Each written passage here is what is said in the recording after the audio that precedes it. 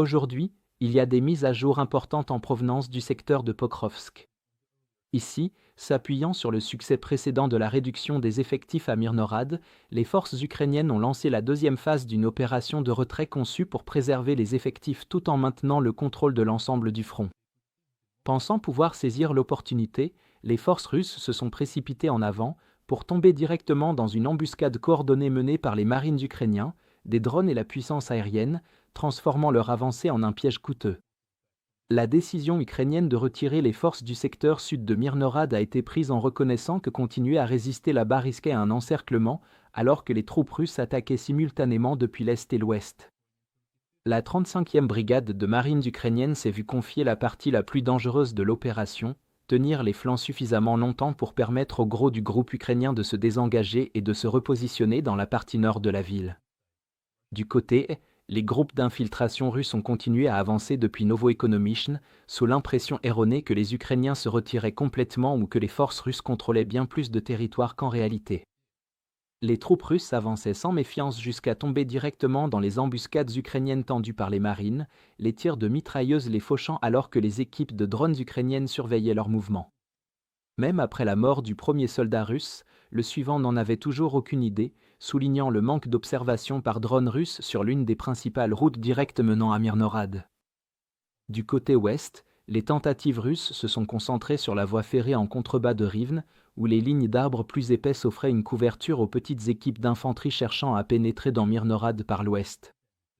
Leur intention était d'entrer dans la ville par une direction inattendue et de couper la retraite ukrainienne, alors que les Russes tentaient de refermer la tenaille sur les deux flancs simultanément. La 35e brigade de marine a réagi en utilisant massivement des drones, déployant des drones FPV pour frapper les infiltrés, des optocoptères pour larguer des charges explosives sur les groupes se déplaçant entre les lignes d'arbres et des drones à vision thermique pour détecter les soldats dissimulés la nuit. Les troupes russes tentant de se cacher dans des bâtiments ou des buissons étaient facilement repérées depuis le ciel, les opérateurs ukrainiens les éliminant avant qu'ils ne puissent perturber le retrait. Au milieu des infiltrations russes visant à couper la retraite depuis le sud de Myrnorad, la puissance aérienne ukrainienne a joué un rôle crucial pour empêcher les tentatives ennemies. Pour éviter que les Russes ne ciblent les soldats avec des drones, les F-16 ukrainiens ont visé la mine Kapitolna, un point d'appui clé des Russes et centre d'opérateurs de drones. Plusieurs bombes GBU-39 ont frappé le site, infligeant d'importantes pertes en effectifs, en matériel et en drones.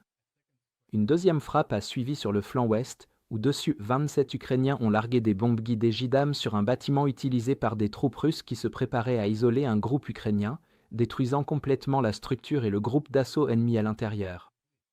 Ces mesures décisives ont offert au commandement ukrainien le temps et l'espace nécessaires pour rétablir des lignes défensives plus au nord et mener à bien le retrait.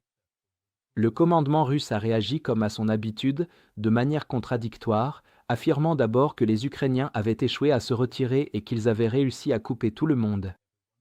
Pourtant, quelques heures plus tard, ces mêmes sources déclaraient avoir pris le sud de Myrnorad, un aveu qui contredisait directement leur déclaration précédente.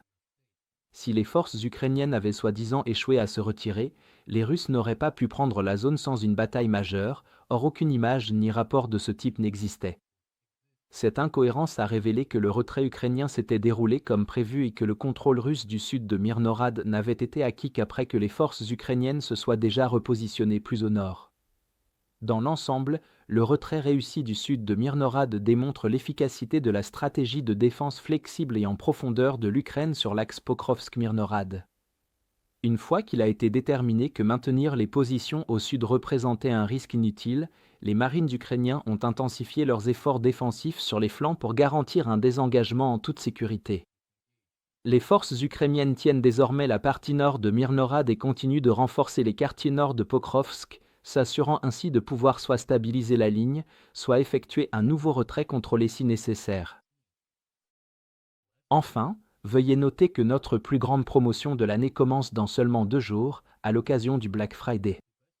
Le meilleur moyen de profiter de cette offre est de créer dès maintenant un compte gratuit sur notre site web. En profitant de cette offre, tout d'abord, vous aurez accès aux images de combats non censurées que nous utilisons dans chacun de nos rapports, ainsi qu'à toutes les analyses d'événements majeurs qui vont bien au-delà de ce que nous pouvons inclure dans nos courtes vidéos quotidiennes. Ensuite, vous débloquerez notre outil Timeline Builder, le tout premier système au monde alimenté par l'intelligence artificielle, conçu pour relier les informations en temps réel. Troisièmement, et c'est le plus important, vous aurez accès à nos outils avancés d'analyse de l'actualité qui vous offriront une vision complète du cycle de l'information, des analyses détaillées du sentiment des sujets, ainsi que des analyses de tendance pour révéler les thèmes et événements les plus importants. Et enfin, vous recevrez toutes nos mises à jour stratégiques exclusives sur la guerre en Ukraine. Pour être le premier à bénéficier de l'offre Black Friday et ne pas la manquer, cliquez sur le lien dans la description et créez un compte gratuit sur notre site.